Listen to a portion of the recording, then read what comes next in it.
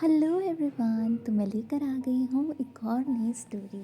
और इस स्टोरी के अंदर ऐसा होता है कि दो लोग एक दूसरे को जानते भी नहीं होते हैं, पर नशे की हालत में उनके बीच में ऐसा कुछ हो जाता है जिसकी वजह से ये दोनों लोग एक दूसरे के करीब आने लगते हैं। और यहाँ पर हम देखते हैं कैसे इन दोनों के बीच में लव स्टोरी स्टार्ट होती है। एपिसोड की स्टार्टिंग होती है मिस शिया से।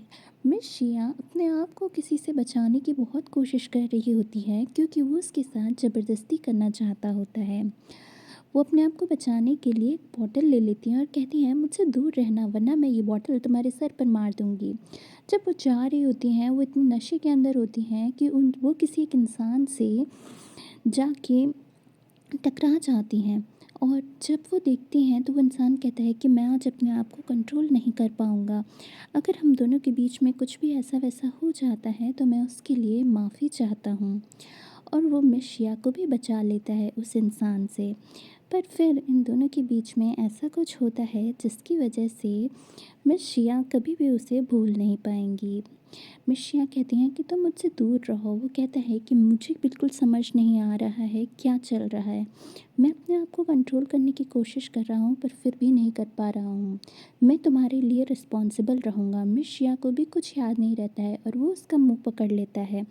उन दोनों के बीच में नाइट स्पेंड हो जाती है। मिस शिया अपने आप को रोकने की कोशिश करती हैं, पर दोनों के नशे की वजह से ऐसा होता है कि वो दोनों एक दूसरे को कंट्रोल नहीं कर पाते हैं। मिस शिया के हाथ पे जो टैटू बना होता है बटरफ्लाई का, वो उन दोनों के इंटीमेट होने पर सीईओ को दिख जाता है। वो कोई और नहीं, एक बहुत बड़ी कंपनी का सीईओ है और बहुत ही हॉट और हैंडसम रिच सीईओ है।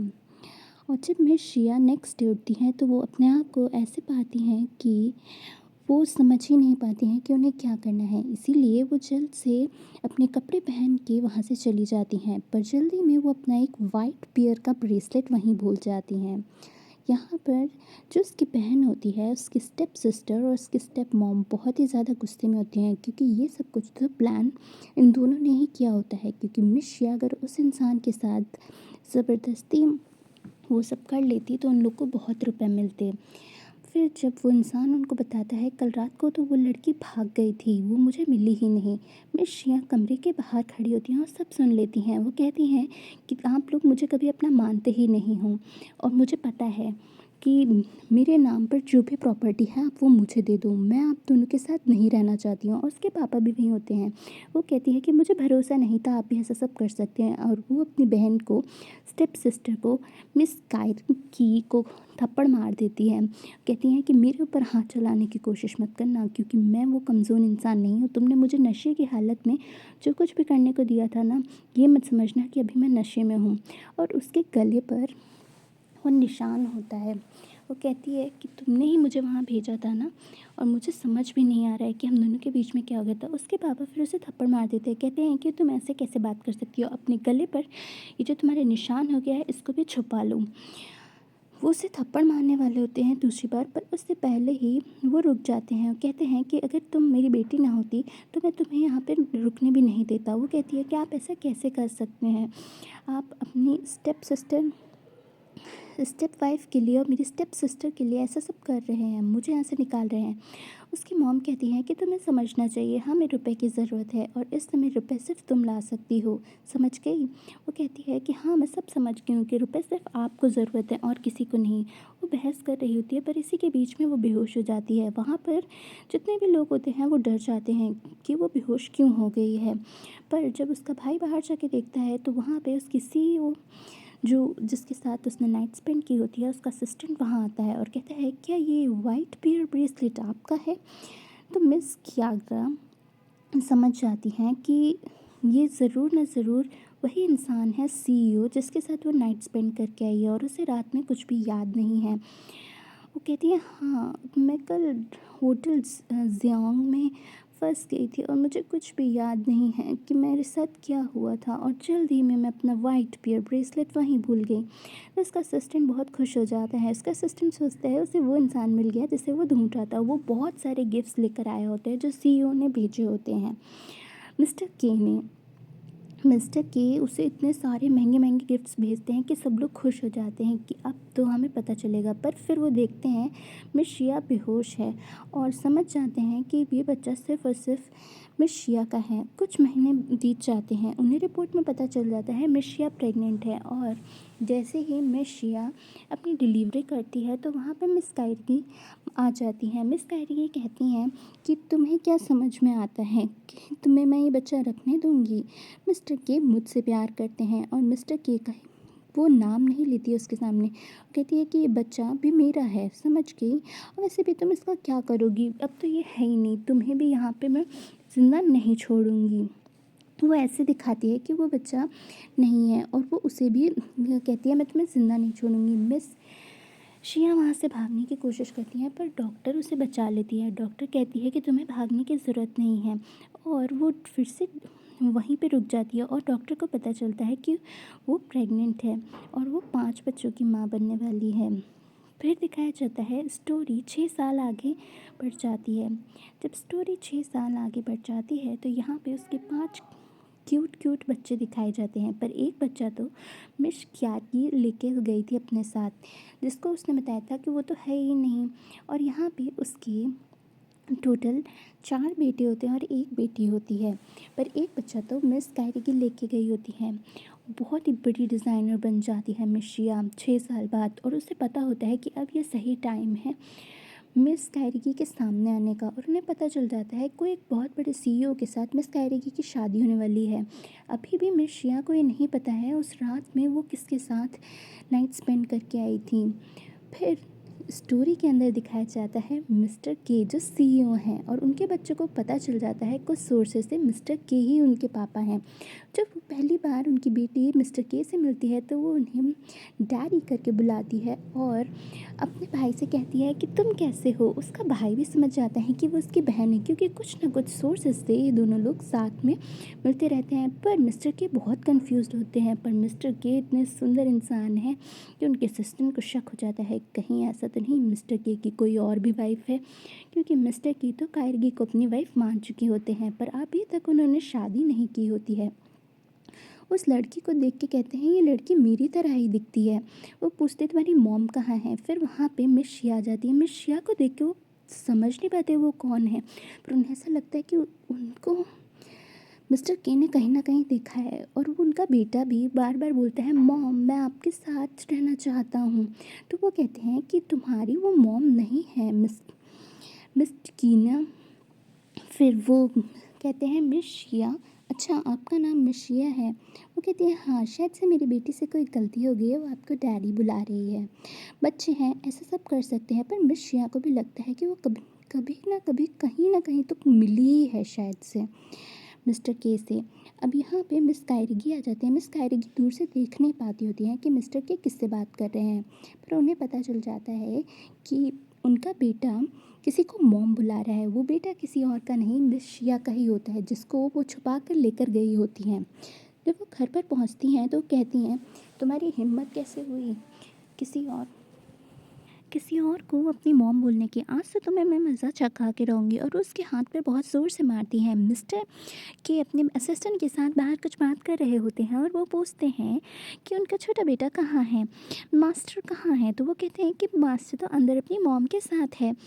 जैसे ही मिस कायरगी को पता चलता है मिस शिया के बेटे के साथ वो ये सब कर रही हैं और मिस्टर के अंदर आने वाले होते हैं तो वो कहते हैं कि तुम्हें क्या हुआ, तुम कुछ बोल क्यों नहीं रहे हो। जैसे ही वो अपनी बहन से मिला था तो वो बहुत बोल रहा था पर ऐसे वो कभी नहीं बोलता है और मिस कायरगी ऐसे दिखाती है कुछ हुआ ही नहीं। उनके सामने वो कहती हैं कि मैं तो बहुत प्यार करती हूँ तुम्हें, इसीलिए अगली बार से ऐसे सब मत करना जो तुमने आज किया था। किसी को भी तुम ऐसे सब नहीं बोल सकती हो, उन्हें कैसे बुरा लगा होगा ना कि तुम ऐसे उन्हें बोल रहे हो।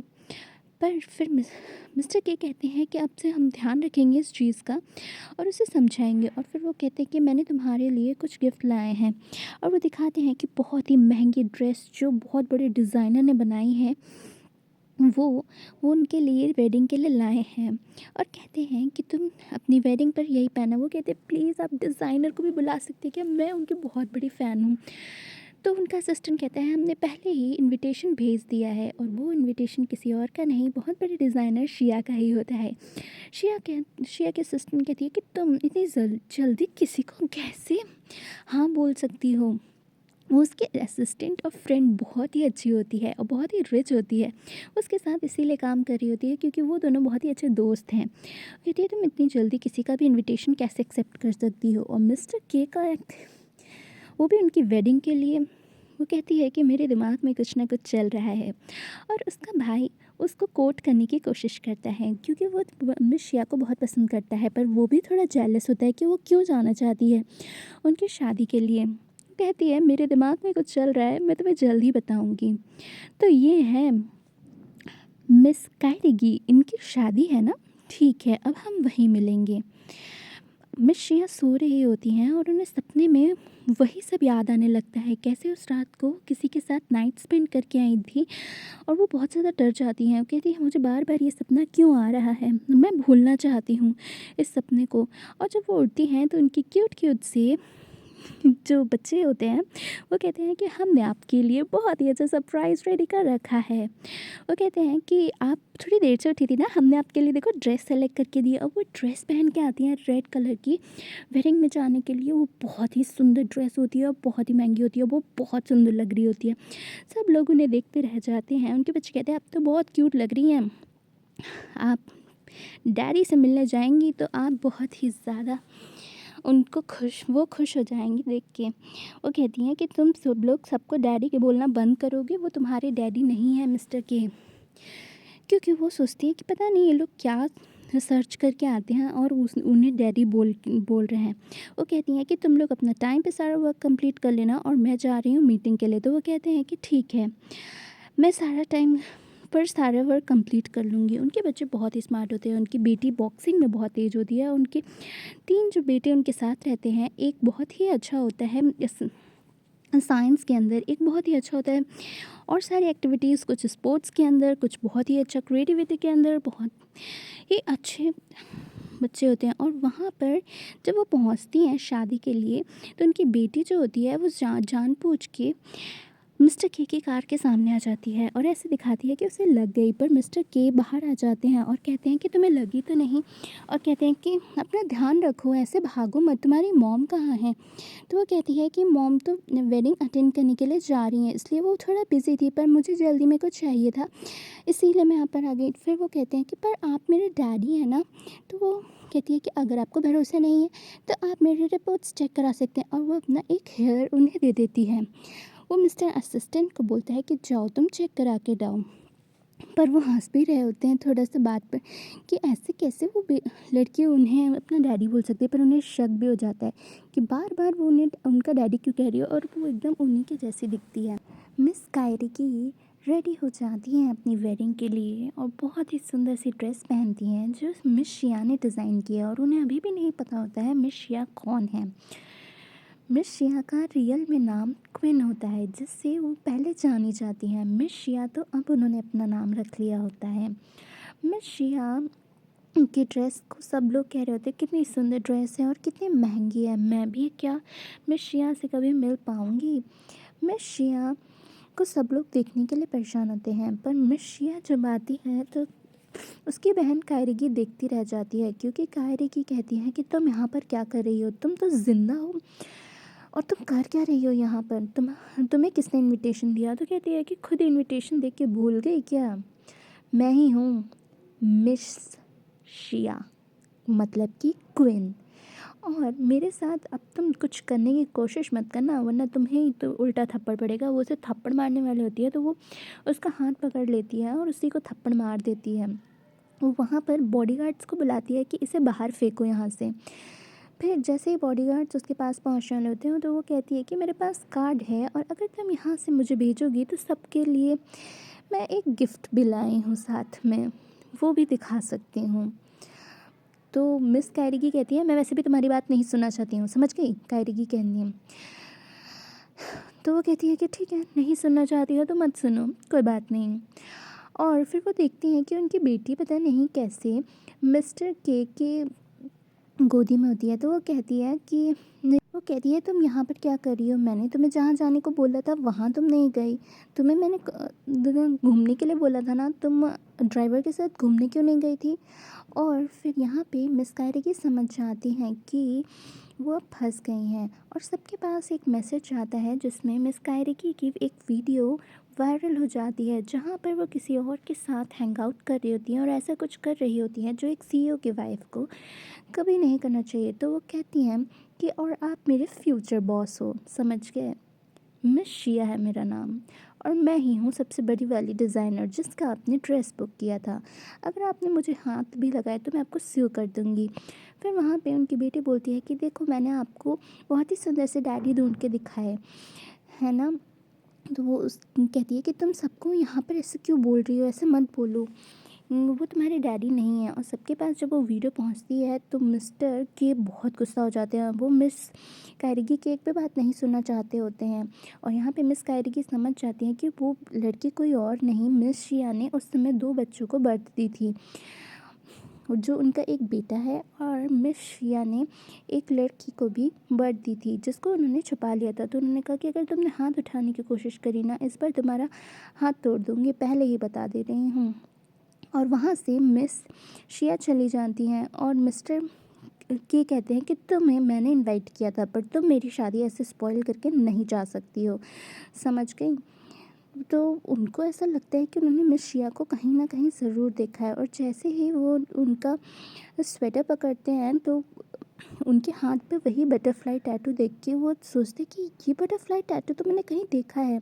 उन्हें अपनी जो नाइट उन्होंने स्पेंड की होती है वो याद आ जाती है और वही खुशबू, वो समझ जाते हैं कि कुछ ना कुछ गड़बड़ ज़रूर है। मिस कायरगी उन्हें रोकने की कोशिश करती है पर वो कहते हैं कि कायरगी तुमने मुझसे बहुत कुछ छुपाया है और मैं तुम्हें ऐसे तो तुम्हारे साथ शादी नहीं करूँगा। फिर दिखाया जाता है उनके पीछे पीछे उनका बेटा भागता है और उसे बचाने के लिए मिस शिया भागती हैं, पर वो जैसे ही उन्हें बचा लेती है तो वो सामने आने वाले थे कार के, पर वहाँ पर मिस्टर के उन्हें बचा लेते हैं और दोनों के बीच में किस हो जाती है।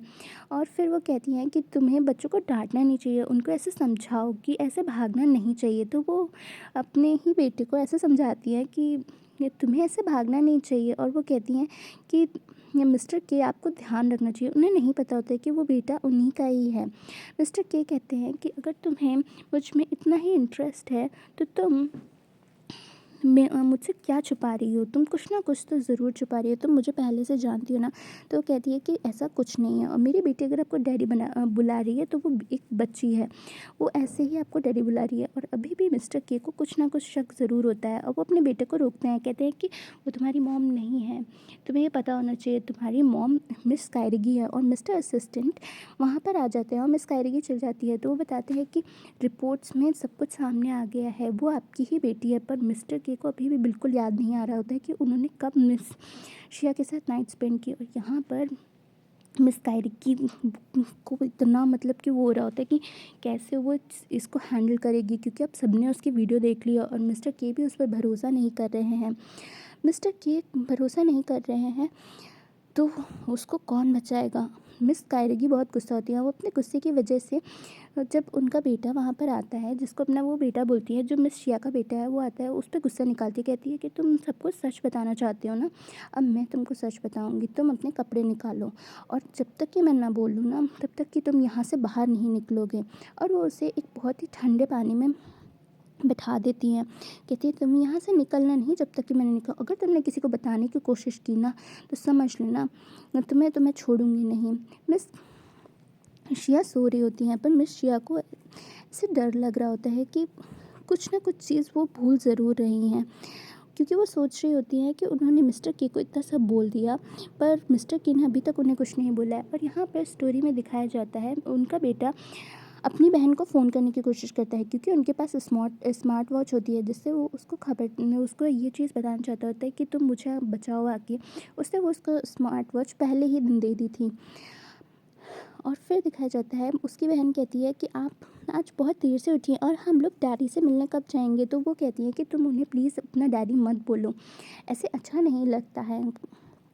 ठीक है, तो मैं तुम्हारी डैडी से तुमको मिला दूँगी जब एक राइट टाइम आएगा, समझ गई। उन्हें खुद नहीं पता होता है कि उनके डैडी कौन है। आज वो उनका ऑफ़िस का पहला दिन होता है और वो भागते हुए ऑफ़िस पहुँचती हैं। एक ऑफ़िस के अंदर बहुत ही एटीट्यूड वाली लड़की होती है और ऑफ़िस में लिफ्ट का वेट ज़्यादा हो जाने की वजह से वो लिफ्ट चाहती नहीं है और वहाँ पे वो काम करने वाले डिलीवरी गाय से कहती है कि तुम्हारी क्या ही ज़रूरत है, तुम कहाँ ही लेट हो रहे हो, तुम यहाँ से बाहर निकलो, मैं तो नहीं निकलूँगी। तो मिस शिया वहाँ पर होती है। मिस शिया उसे बहुत सुनाती है, तो वो कहती है कि मैं डिज़ाइनर डिपार्टमेंट की हेड हूँ, समझ गई, तो मेरे आगे ज़्यादा बोलने की ज़रूरत नहीं है। और वो उस डिलीवरी गाय को बाहर करना चाहती होती हैं उस लिफ्ट से, और जैसे वो उसे बाहर करने वाली होती है, मिस शिया को बहुत गुस्सा आ जाता है। मिस शिया कहती है कि मेरी जगह पे आप चले जाइए। और जैसे ही वो लिफ्ट से जाते हैं, उसके बाद वो कहती है कि आज तो मैं लेट हो गई, पहले ही दिन लेट हो गई, मिस्टर के तो मुझे छोड़ेंगे ही नहीं। तो मिस्टर के पीछे से बोलते हैं, क्या तुम्हारा बॉस इतना खड़ूस है? तो कहती है कि हाँ बहुत खड़ूस है, पर वो देख ही नहीं पाती है कि वो उनका बॉस ही होता है। फिर दोनों लोग एक साथ ही लिफ्ट शेयर करके जाते हैं। जब वो लिफ्ट में जा रहे होते हैं तो लिफ्ट एकदम से रुक जाती है। मिस शिया और मिस्टर के एकदम पास आ जाते हैं। मिस शिया को डर लग रहा होता है। मिस शिया कहती है कहीं मैं बेहोश ना हो जाऊँ। तो वो कहते हैं कि तुम अपने बॉस को ऐसे ट्रीट करती हो, तुम कैसी हो, तुम मेरे बारे में कुछ भी बोल सकती हो ना, तभी तुमने मुझे खड़ूस बोला ना, मैं किस एंगल से खड़ूस लगता हूँ तुम्हें। फिर जैसे ही वो ऑफिस पहुँचते हैं तो वहाँ पे उसके ग्रैंडफादर आए हुए होते हैं। उसके ग्रैंडफादर कोई और नहीं, वही डिलीवरी गाय हैं। वो ऑफिस के अंदर डिलीवरी गाय बन के आते हैं क्योंकि उन्हें चेक करना होता है उनके एम्प्लॉयज़ कैसे और लोगों से बात करते होते हैं। और वो कहते हैं कि मैं अपना वर्क करने आया था, मैं अपना वर्क भी नहीं कर सकता हूँ क्या? और जब वो ऑफ़िस पहुँचती हैं मिस शिया, तो सबके सामने वहाँ जो मेन हेड होती है वो सबको इंट्रोड्यूस कराती है, हमारी न्यू हेड ऑफ़ डिपार्टमेंट, सबसे बड़ी डिज़ाइनर मिस शिया। और मिस वहाँ पर जो वो एटीट्यूड वाली लड़की होती है वो उसे जब देखती है तो सोचती है कि मैंने एक डिज़ाइनर, बहुत बड़ी डिज़ाइनर से पंगा ले लिया। पर वो कहती है कि मैं तुम्हें वैसे भी अपना हेड नहीं मानती हूँ, समझ गई, मैं भी इस डिपार्टमेंट की हेड हूँ और मुझे कुछ फ़र्क नहीं पड़ता है तुम कौन हो। और उसकी दोस्त भी इसमें उसका साथ देती है। वो पैर लगा के उसे गिराना चाहती होती है, पर मिर्शिया कहती है कि अपना पैर सही से रखो, और उसके पैर के ऊपर पैर रख देती है कि सही से रखना अपना पैर, समझ गई, वरना तुम्हारा पैर तोड़ दूँगी अगर मुझसे फालतू की बात करने की कोशिश की। मिस शिया बहुत ही ज़्यादा गुस्से में होती है क्योंकि वो समझ गई होती है कि इस इंसान को ऐसे ही हैंडल किया जा सकता है। मिस शिया से मिलने उसकी फ्रेंड का भाई आता है, तो वो कहता है कि तुम यहाँ पर काम क्यों कर रही है, तुम्हें पता है ना हमें अपने दोनों के बारे में भी सोचना है। तो वो कहती है कि मैं तुम्हें अभी भी इंटरेस्टेड नहीं हूँ, अगर तुम सोच रहे हो कि टाइम के साथ मेरी फीलिंग्स वाले बदल जाएंगी तो ऐसा कुछ नहीं है। अब यहाँ पर दिखाया जाता है स्टोरी के अंदर, वो जो उनका बेटा होता है वो हॉस्पिटल में होता है और वहाँ पे मिस कैरेगी बहुत ही झूठ से ऐसे बोलती है कि सब कुछ तुम्हारी वजह से हुआ है, तुम्हारी वजह से वो कहीं पर चला गया था और वो गिर गया है। पर उनकी बेटी कहती है कि मुझे सारा सच पता है, ऐसा कुछ नहीं हुआ है, ये मिस कैरेगी ने ही उसे ज़बरदस्ती वहाँ पर बिठा कर रखा हुआ था। और जब मैं उससे मिलने पहुंची तो वो समझ गई थी कि अब वो हमें भागने नहीं देंगी, इसीलिए उन्होंने अ, उसे धक्का दे दिया और इसकी वजह से वो गिर गया और उसके हेड पे लग गई। मुझे सब सच पता है। और मिस कैरेगी डर जाती है। मिस कैरेगी कहती है कि इसकी बेटी जानबूझ के ऐसा सब कर रही है, अगर उस दिन मैंने इसको भी उठा लिया होता तो मैं यहाँ पर इसको एक्सप्लेनेशन नहीं दे रही होती। और मिस्टर के को बहुत गुस्सा आ जाता है। मिस्टर के कहते हैं, वहाँ पे मिस्टर के आ जाते हैं। मिस्टर के पहले समझ नहीं पाते हैं क्या चल रहा है। मिस्टर के सोचते हैं कि ये सब कुछ मिस शिया नहीं किया है, मिस शिया की बेटी ने। पर वो कहते हैं कि ये सब आपने किया है। तो वो कहती है कि अगर आप पूरा सच समझना चाहते हैं तो अपनी वाइफ से ही पूछ लीजिएगा, मिस कायरेगी से, मिस कायरेगी आपको अच्छे से एक्सप्लेन कर पाएंगी। और जैसे ही मिस कायरेगी कुछ बोलती